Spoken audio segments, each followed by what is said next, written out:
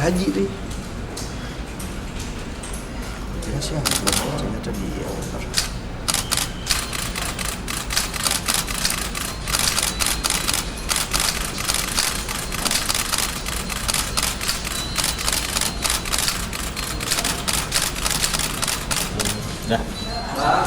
Tiga tersangka, dan hari ini kami akan melakukan upaya paksa terhadap satu tersangka lainnya.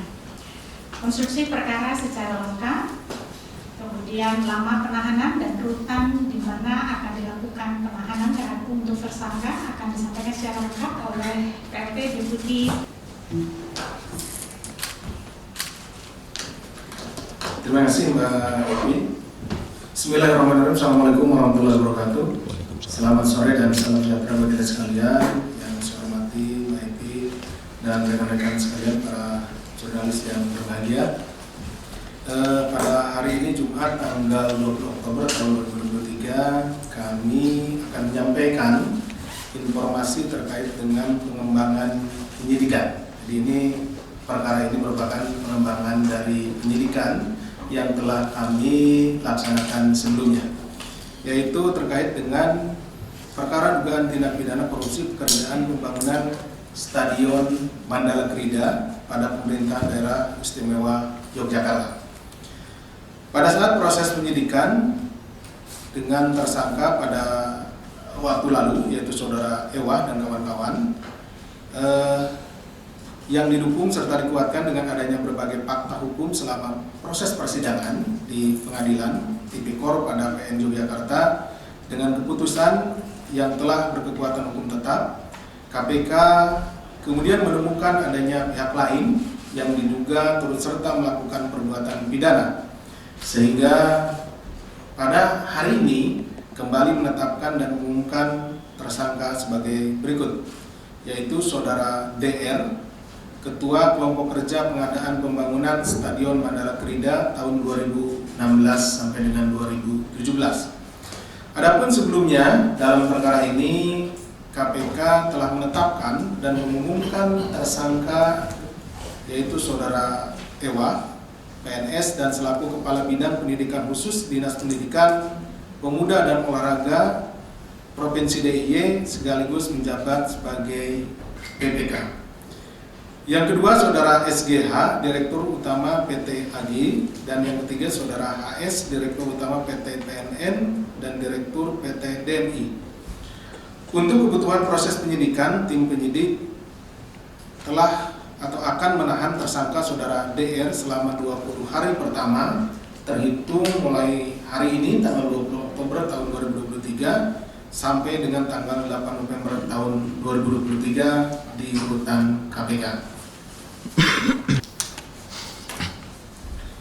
Adapun konstruksi perkaranya sebagai berikut.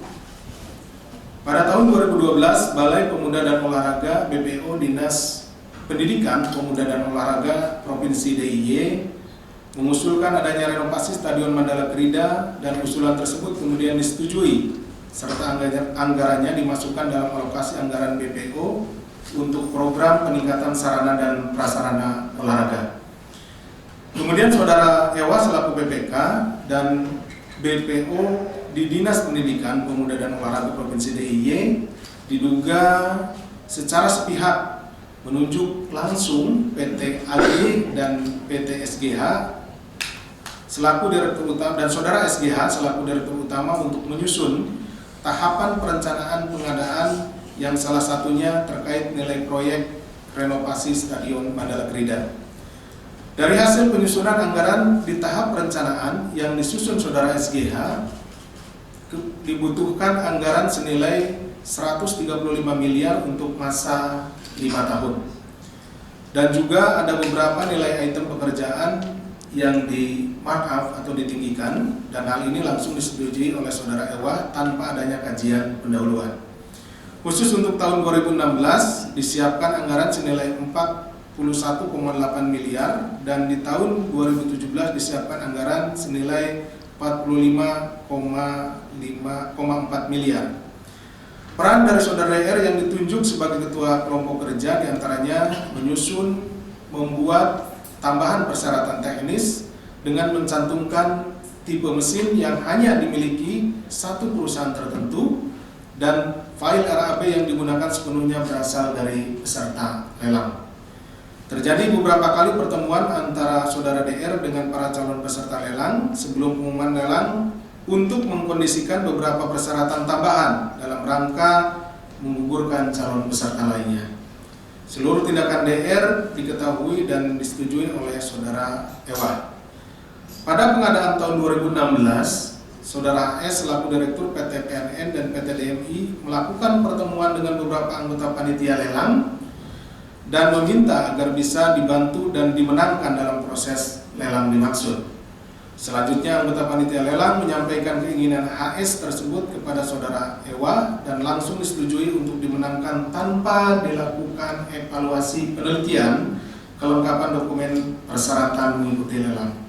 Selain itu, proses pelaksanaan pekerjaan diduga beberapa pekerja tidak memiliki sertifikat keahlian dan tidak termasuk pegawai resmi dari PT DMI.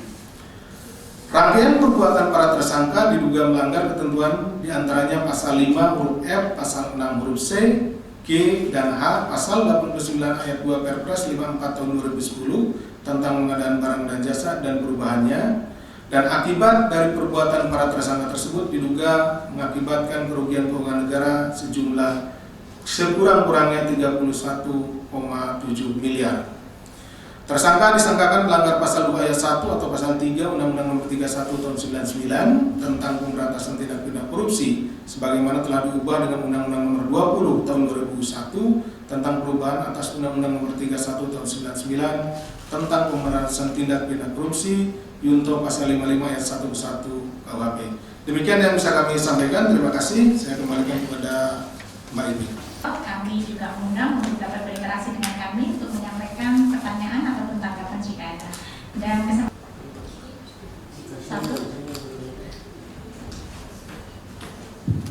PTPP Novel Arsyad, dan di hasil periksanya KPK bilang didalami proses lelang yang masih ada. Baik, kalau tidak ada berarti cukup sampai sini ya. Jelajahi cara baru mendapatkan informasi. Download Metro TV Extend sekarang.